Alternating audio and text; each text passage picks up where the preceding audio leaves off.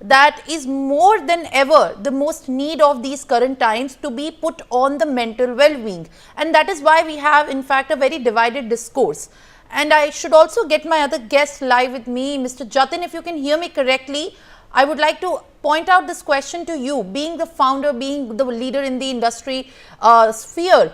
How do you look at these remarks coming at the point of time that often when these remarks are made by the well-known industry leaders, they lack the kind of empathy shown towards the people who are not generally on the sphere of being paid even according to the industry standards?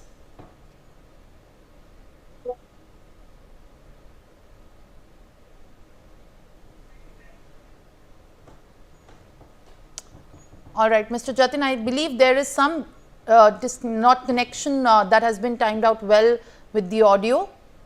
If you can hear me, you can respond. I believe so. Hello, can you hear me? All right, Jitin, if you can hear me, I would like to repeat my question once again. In India, when there is a discourse that often these industry leaders who are advocating for either 70-hour or more than 90-hour work hours that is specified as a metric, and in fact, as my second guest, Dr. Makkar, has also given out, that they need to have a direct impact on how the mental well-being of an employee is witnessed in the longer run. But given the fact that these industry leaders who are advocating for these remarks are often on the most higher end of being paid, while the statements are only indicated for the lot which is either underpaid and overworked. No, I think this makes a lot of sense what you said, and I fundamentally believe that this comment could have been worded better, and it has touched some sensibilities for sure. Having said that, I think 90 hours, 70 hours, everything has to start from the top. And I think there are disproportionate rewards and risks for founders or somebody in the apex position versus average employee. And in today's day and age, organizations must invest time, money and effort to ensure that adequate processes are created to maximize outputs. And I think we are now in 2025, and I think the output cannot be measured only basis the number of hours one puts in on a daily basis, whereas technology can be used to significantly enhance the overall output that you can generate from a workforce. So personally, this is my take, that organizations have to walk that extra mile and ensure that an equitable ecosystem is created for the workforce, and investing in wellness, investing in overall well-being of your employees and making sure that they are comfortable while delivering what they're expected to. I think that will decide winners from losers in the medium to long run. And I think India Inc. Does realize that, but it's time to walk the path.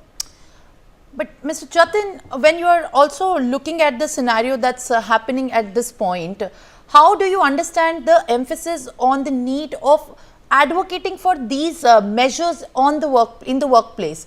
Because given a fact, we all talk about how the importance of mental well-being is there, but often these kind of sentiments are seen as an excuse in organizations where employees are looking for, in fact, measures to have the work-life balance. Is demanding work-life balance a non-necessitated argument in the workplace in India? Is the reality that you, in fact, force for?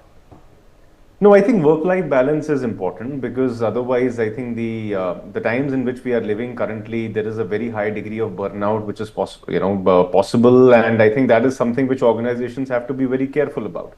Now, having said that, historically organizations, when it has come to employee well-being, the best that has been done out there is to provide a hospitalization cover.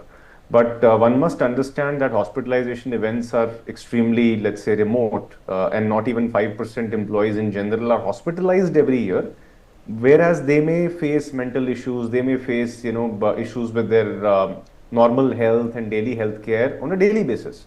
So I think organizations today need to embrace a differentiated view to employee wellness plans.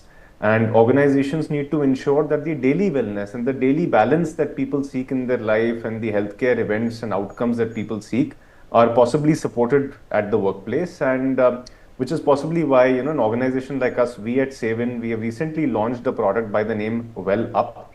This WellUp is a new age modern employee wellness platform which allows people to take care of their daily health wherein we offer people doctor consultations, preventive blood checkups, mental health counseling through professional psychologists, dental, dermatology, hair loss, which can cause a lot of, let's say, mental stigma for some people, cosmetic procedures that people are today undergoing, fertility, which is becoming a very massive issue in India, and procedures like IVF, which are outside the ambit of classical health insurance.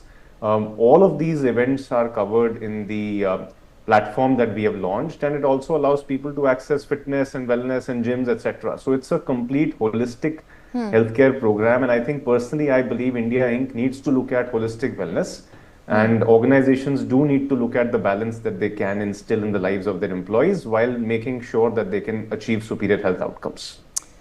Mr. Bhasin, that is one part of, in fact, what needs to be done, and I would, in fact, recommend all these people who are thinking about the need of such measures that need to be put in. But Dr. Kakkar, one thing if I have to touch upon at this point of time, that are the Indian organizations and the largely Indian industry leaders disconnected and indifferent with the requirement of such needs and the emphasis on the maintaining the mental well-being of an employee at this point of time? Because given a fact, we often see LinkedIn flooding with in fact employees saying and alleging that how the harassment at work has forced them to quit their jobs. The trend has even grown further with all these statements coming at the forefront, and now we have social media where everyone is expressing their own views. They are divided with the diaspora. It is not the same as we need to had back 20 years back.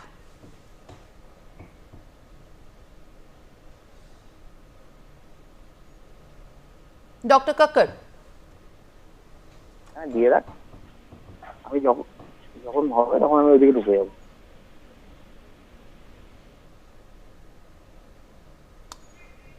Dr. Kakkar, if you can hear me right now.